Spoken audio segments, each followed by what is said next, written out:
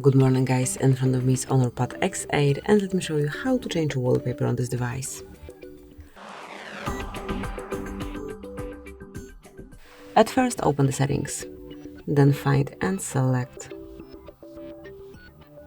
home screen and wallpaper, and now click on wallpaper. Select the picture that you want to apply. You can also use something from your gallery if you want, but let me choose for example this one. Then if you want you can blur it. Here you've got the scale.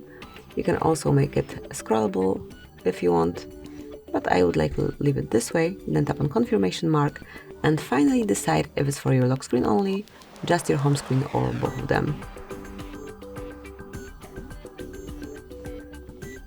And that's it. So it has been done. As you can see, you've got brand new wallpaper. Thank you for watching. Please subscribe our channel and leave the thumbs up.